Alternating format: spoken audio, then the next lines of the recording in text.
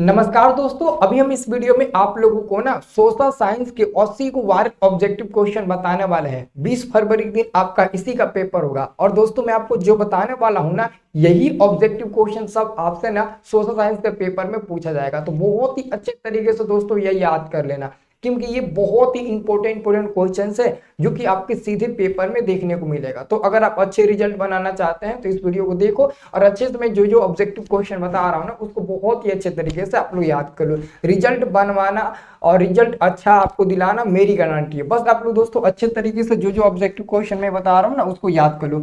जैसे कि दोस्तों पहला नंबर आपका ऑब्जेक्टिव क्वेश्चन है, बहुत ही महत्वपूर्ण क्वेश्चन है कि इनमें से कौन से देश में मिश्रित अर्थव्यवस्था है। तो दोस्तों पहला नंबर क्वेश्चन का सही जवाब हो जाएगा सी नंबर। मिश्रित अर्थव्यवस्था किस देश में है दोस्तों? तो भारत देश में है। पहला नंबर क्वेश्चन का सही जवाब क्या हो जाएगा? तो सी नंबर हो जाएगा। अगला क्वेश्चन देखिएगा दोस्तों, दूसरा नंबर आपका क्वेश्चन है कि भारत में योजना आयोग का गठन कब किया गया था। भारत में योजना आयोग का गठन कब किया गया था? सबसे टफेस्ट क्वेश्चन है दोस्तों, और बहुत ज्यादा बार दोस्तों एग्जाम में क्वेश्चन पूछा जाता है। तो आप लोग याद रखिएगा 15 मार्च 1950 ईस्वी में दोस्तों भारत में योजना आयोग का गठन किया गया था। ऑप्शन नंबर ए सही जवाब मिल जाएगा। तीसरा नंबर दोस्तों आपका क्वेश्चन है कि किस धातु का मुद्रा के रूप में सर्वाधिक प्रयोग हुआ था। मतलब कि दोस्तों मुद्रा के रूप में सबसे ज्यादा किसका दोस्तों सिक्का प्रचलित हुआ था? मतलब कि आप कह सकते हो सोना और चांदी के। पहले दोस्तों सोना और चांदी के ही रुपया सिक्का होते थे। आप लोगों को अच्छे से दोस्तों याद भी होगा, तो आपका आंसर मिल जाएगा तीसरा का डी नंबर मिल जाएगा। अच्छे तरीके से याद कर लेना बाबू, ठीक है ना। चौथा नंबर क्वेश्चन देखिएगा कि भारत में करेंसी नोट कौन जारी करता है। भारत में करेंसी नोट कौन जारी करता है दोस्तों? Reserve bank of India. Reserve bank of India का मतलब होता है आरबीआई, ठीक है ना।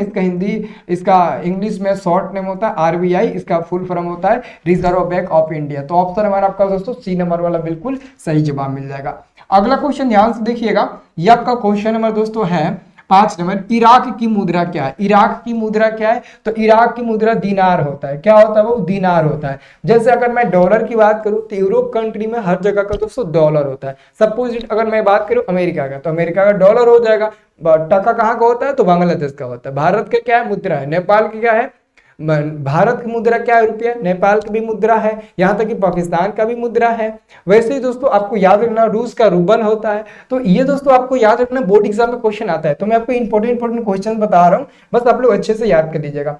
6 नंबर दोस्तों क्वेश्चन है, टका किस देश की मुद्रा है। अब देखो टका पूछ दिया ना, तो देखो यहाँ पर बांग्लादेश ऑप्शन नंबर डी में दिया है, तो डी नंबर दोस्तों आपका बिल्कुल सही जवाब हो जाएगा। टका बांग्लादेश की मुद्रा है। अगला क्वेश्चन दोस्तों 7 नंबर है कि ऊर्जा के मुख्य स्रोत कौन सा होता है। तो ऊर्जा का मुख्य स्रोत दोस्तों कोयला भी हो सकता है, पेट्रोल भी हो सकता है, विद्युत भी हो सकता है। तो ऑप्शन नंबर डी में है इनमें से सभी। तो हम लोग इनमें से सभी पर टिक लगाएंगे कि इनमें से सभी हो सकता है। ऑप्शन नंबर डी आपका बिल्कुल सही जवाब मिल जाएगा। अगला क्वेश्चन दोस्तों 8 नंबर है। 8 नंबर क्वेश्चन है कि कौन सी सेवा सरकारी है। कौन सी सेवा सरकारी है? तो बैंकिंग सेवा सरकारी सेवा हो जाएगा दोस्तों।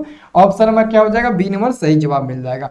अगला मैं क्वेश्चन की बात करूं 9 नंबर, तो 9 नंबर क्वेश्चन आपका दोस्तों बहुत ही मोस्ट इंपोर्टेंट क्वेश्चन है। 9 नंबर ध्यान से देखिएगा, ये क्वेश्चन है कि कौन सी सेवा गैर सरकारी सेवा है। तो ये क्वेश्चन आपको बोर्ड एग्जाम में बहुत ज्यादा बार दोस्तों पूछा जाता है, और हमें लगता है कि ये क्वेश्चन इस बार छपेगा आपके बोर्ड पेपर में, ठीक है ना। तो अच्छे से याद रखना दोस्तों कि कौन सी सेवा गैर सरकारी सेवा है। तो माल सेवा। ऑप्शन नंबर क्या हो जाएगा? सी नंबर आपका बिल्कुल सही जवाब हो जाएगा, माल सेवा हो जाएगा। अगला क्वेश्चन दोस्तों है 10 नंबर। 10 नंबर प्रश्न है कि आर्थिक आधारभूत संरचना नहीं है तो एजुकेशन। दोस्तों एजुकेशन आर्थिक आधारभूत संरचना नहीं होता है, यानी कि शिक्षा को हम लोग इंग्लिश में क्या बोलते हैं? एजुकेशन बोलते हैं। तो 10 का आंसर आपका डी नंबर मिल जाएगा। 11 नंबर दोस्तों क्वेश्चन है आपका 11 नंबर कि बिहार संपन्न है। बिहार संपन्न है, तो दोस्तों आपको बहुत ही अच्छे से पता होगा बिहार संपन्न है। बिहार संपन्न है मतलब कि बिहार में ज्यादा लोग कृषि पर डिपेंड रहते हैं। बिहार के ज्यादा लोग कृषि कार्य करते हैं, क्योंकि बिहार के 80% जनसंख्या खेती बाड़ी करने में लगी हुई है।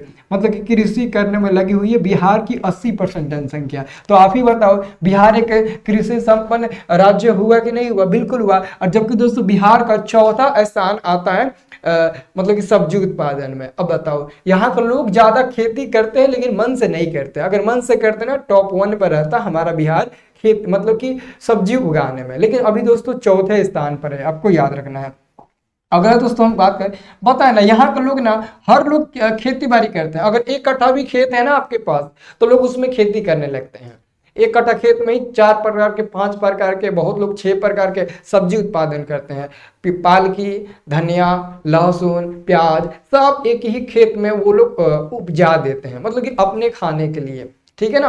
और कुछ ज्यादा हो जाता है तो लोग मार्केट में भी ले जाकर बेच देते हैं। तो एक्चुअली में दोस्तों इसलिए ना 80% जनसंख्या बिहार के कृषि कार्य में लगी हुई है। अब देखिए अगला क्वेश्चन कि मानव पूंजी निर्माण के प्रमुख घटक नहीं है। मानव पूंजी निर्माण के प्रमुख घटक नहीं है, ये दोस्तों बहुत ही ज्यादा इंपॉर्टेंट क्वेश्चन है। कैमरा में ब्लरिंग हो रहा है ना जी, देखिए तो कैमरा में ब्लरिंग हो रहा है ना, अब सही हो गया ना। चलिए तो आंसर क्या होगा, मानव पूंजी निर्माण के कौन घटक नहीं है, इनमें से कोई नहीं है। डी नंबर आपका आंसर दोस्तों बिल्कुल सही जवाब हो जाएगा।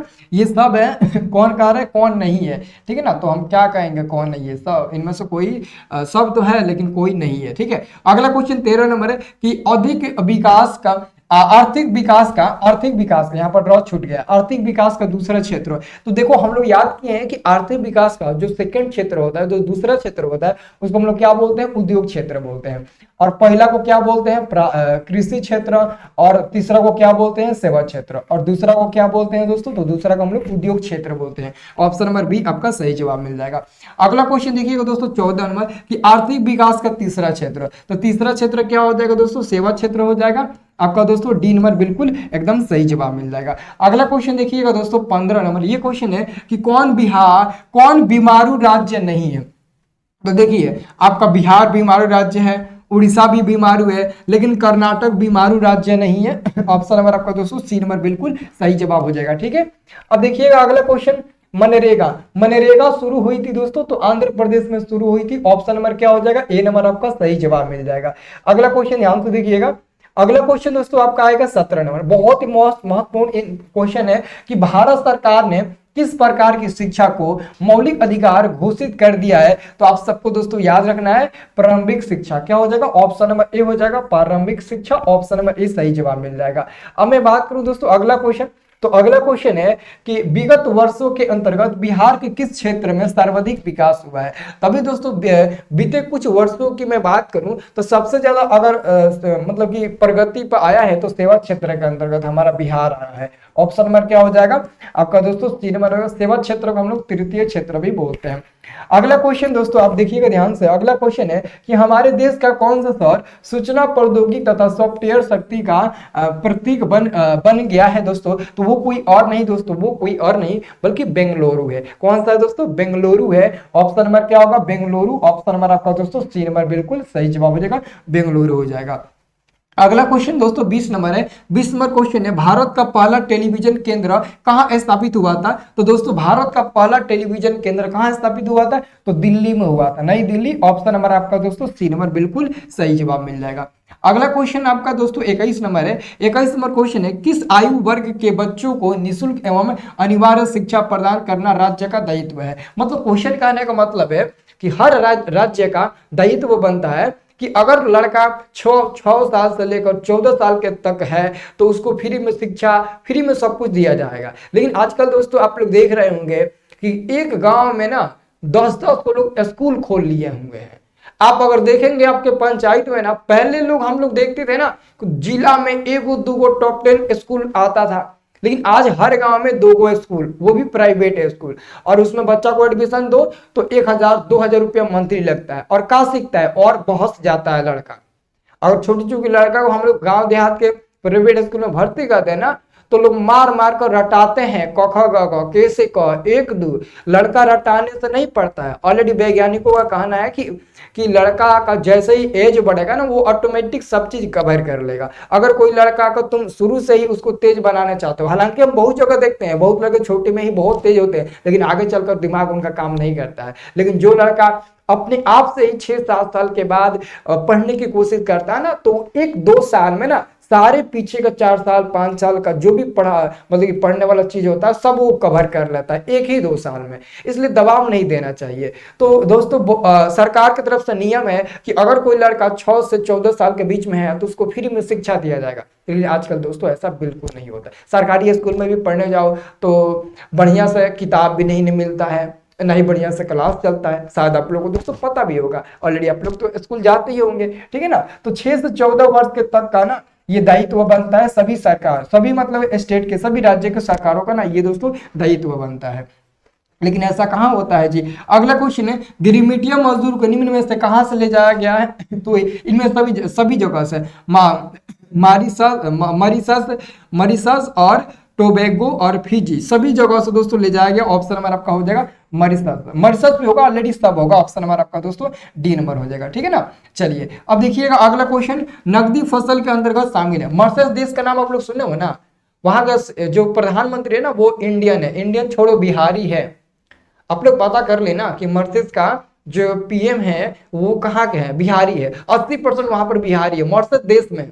और हम लोग जैसे खेती बाड़ी करते हैं ना, गन्ना की खेती वहां पर सबसे ज्यादा होती है। जैसे हम लोग खेती बाड़ी करते हैं ना, सब चीज वहां पर भी खेती होती है। बिहार कहीं भी जाएगा ना, बिहार के कहीं भी लोग जाएंगे तो अपना काम तो छोड़ेंगे नहीं बाबू। इसके बारे में आपको अच्छे से बाद में कहीं चर्चा करेंगे, बट अगर आपके पास समय मिले तो कुछ देख लेना मॉरिशस और बिहार का क्या रिश्ता है, बहुत ही अच्छे से आपको बता दिया जाएगा। तो नकदी फसल के अंतर्गत आता है चाय, कॉफी, गन्ना सब आ जाता है जी। ऑप्शन नंबर आपका दोस्तों डी नंबर सही जवाब मिल जाएगा।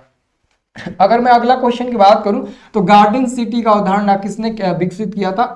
तो हार्वर्ड ने किया था। ऑप्शन नंबर दोस्तों ए नंबर सही जवाब मिल जाएगा। अगला क्वेश्चन देखिएगा, अगला क्वेश्चन 25 नंबर है दोस्तों, जनसंख्या घनत्व सबसे अधिक कहाँ होता है? तो महानगर में होता है। ऑप्शन नंबर दोस्तों डी नंबर आपका सही जवाब हो जाएगा, ठीक है। अगला क्वेश्चन देखिएगा दोस्तों, अगला क्वेश्चन 26 नंबर, ये क्वेश्चन है कि 1810 ईस्वी से 1880 तक लंदन की आबादी 10 लाख से बढ़कर कहां तक पहुंची थी? तो 10 लाख से बढ़कर 40 लाख तक पहुंच गई। ऑप्शन नंबर आपका सी नंबर सही जवाब मिल जाएगा। अगला क्वेश्चन है दोस्तों कि लंदन में अनिवार्य प्राथमिक शिक्षा कब लागू हुई थी? 1870 ईस्वी में दोस्तों लागू हुआ था।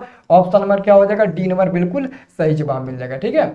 अब देखिएगा अगला क्वेश्चन दोस्तों, अगला क्वेश्चन 28 नंबर है कि कौन सा सामाजिक वर्ग बुद्धिजीवी वर्ग के रूप में उभर कर आया था दोस्तों? तो आंसर हो जाएगा मध्यम वर्ग। ऑप्शन नंबर दोस्तों डी नंबर आपका बिल्कुल सही जवाब हो जाएगा मध्यम वर्ग, ठीक है।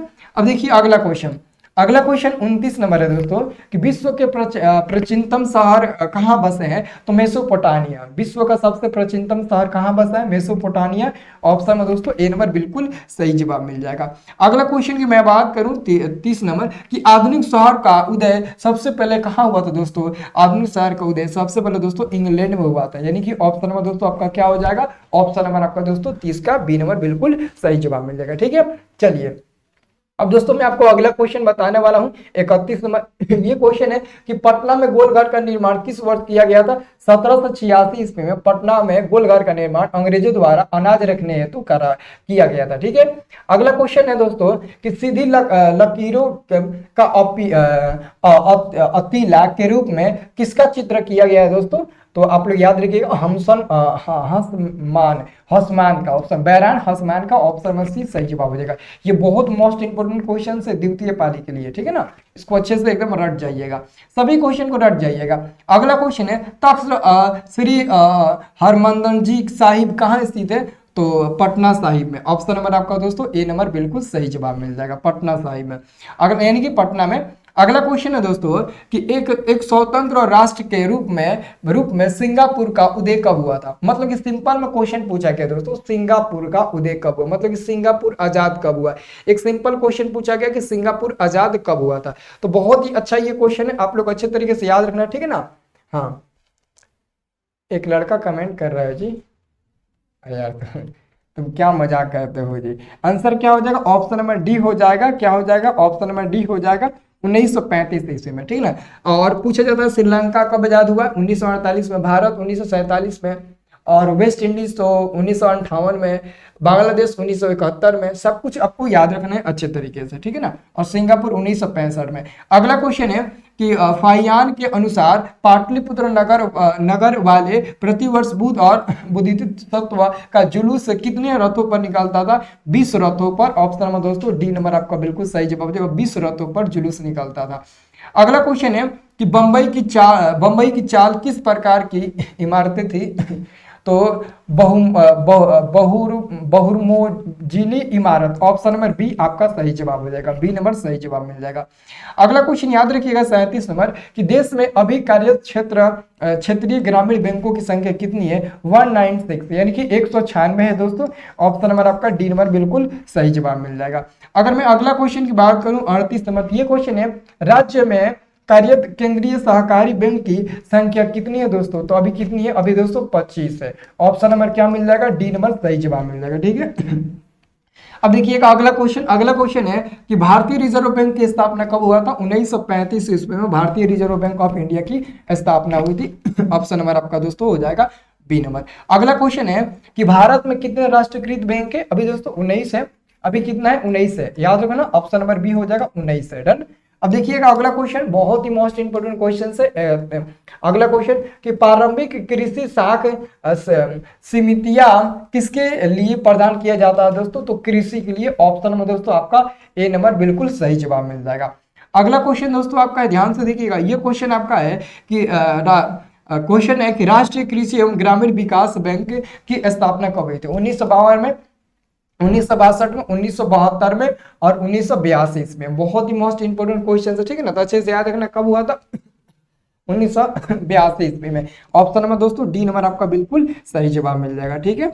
अब देखिएगा अगला क्वेश्चन दोस्तों, अगला क्वेश्चन आप देखिएगा ध्यान से। अगला क्वेश्चन दोस्तों आपका है रिजर्व बैंक ऑफ इंडिया का मुख्य कार्य क्या होता है? मुख्य कार्य क्या होता है दोस्तों? ये सभी होता है, ये सभी होता है। ऑप्शन नंबर दोस्तों आपका डी नंबर बिल्कुल सही जवाब हो जाएगा। ये सभी होता है, ये सभी होता है। अगला क्वेश्चन ध्यान से देखिएगा। अगला क्वेश्चन आपका दोस्तों कि कृषि को दीर्घकालीन ऋण प्रदान करने वाली संस्था कौन सी है? तो भूमि विकास बैंक दोस्तों। ऑप्शन नंबर क्या हो जाएगा? तो ऑप्शन नंबर दोस्तों सी हो जाएगा, भूमि विकास बैंक हो जाएगा। ठीक है। चलिए अगला दोस्तों मैं आपको क्वेश्चन दिखाता हूं। अगला क्वेश्चन है अगला कि भारत में सहकारिता को प्रांतीय बनाया गया कब? 1912 में, 1919 ईस्वी में, या फिर 1929 ईस्वी में, या फिर दोस्तों 1951 ईस्वी में। ठीक है ना, अच्छे तरीके से आप लोग याद रखना। ठीक है, तो क्या हो जाएगा? जलियांवाला बाग हत्याकांड जब हुआ था ना उसी वर्ष हुआ था। ठीक है, तो जलियांवाला बाग हत्याकांड याद है ना, 13 अप्रैल 1919 ईस्वी में। तो ये भी आपका 1919 ईस्वी हो जाएगा। ठीक है। अगला क्वेश्चन देखिएगा कि भारतीय मुद्रा बाजार में किस प्रकार के ऋणों का लेन देन होता है? तो अल्पकालीन। ऑप्शन में दोस्तों हो जाएगा ए नंबर अल्पकाल। अल्पकाल यानी कि अल्पकालीन होता है। ठीक है ना, तो याद रखना। अगला क्वेश्चन आपका दोस्तों 49 नंबर है कि राज्य वित्त आयोग का गठन किया जाता है तो पंचायतों की वित्तीय स्थिति के पुनरावलोकन हेतु। ठीक है ना, ऑप्शन नंबर आपका दोस्तों ए नंबर सही जवाब हो जाएगा। ए नंबर वाला आपका बिल्कुल सही जवाब हो जाएगा, पंचायतों की वित्तीय स्थिति। ठीक है। चलिए अगला क्वेश्चन दोस्तों आपका है, ध्यान से देखिएगा कि कृषि तथा ग्रामीण विकास के लिए पुनर्जीवित करने वाली शीर्ष संस्था कौन सी है? भूमि विकास बैंक और नाबार्ड है, क्षेत्रीय ग्रामीण बैंक, या फिर व्यवसायिक बैंक। और दोस्तों एक क्वेश्चन आपके बोर्ड एग्जाम में एक और क्वेश्चन पूछा जाता है कि व्यवसायिक बैंक की स्थापना कब हुई थी? ये क्वेश्चन आपसे पूछा जाता है। तो व्यवसायिक बैंक की स्थापना पूछेगा तो 1969 यानी कि 1969 ईस्वी बता देना आप लोग। ठीक है ना, लेकिन ऑलरेडी इसका जो आंसर होगा वो होगा ऑप्शन नंबर बी होगा। आप लोग आंसर डी नंबर पर दे रहे हो, हमें पता है। ऑप्शन नंबर क्या होगा? बी होगा, नाबार्ड। अगला क्वेश्चन है कि ग्रामीण बैंक के संस्थापक कौन है? प्रोमो यूनिस। ऑप्शन नंबर क्या हो जाएगा? ए नंबर हो जाएगा, प्रोमो यूनिस। ऑप्शन नंबर ए सही जवाब मिल जाएगा। अगला क्वेश्चन ध्यान से देखिएगा। अगला क्वेश्चन है सहकारिता साख समिति कानून कब पारित हुआ था? तो 1904 ईस्वी में, 1904 ईस्वी में। ऑप्शन नंबर बी सही जवाब मिल जाएगा। अगला क्वेश्चन ध्यान से देखिएगा।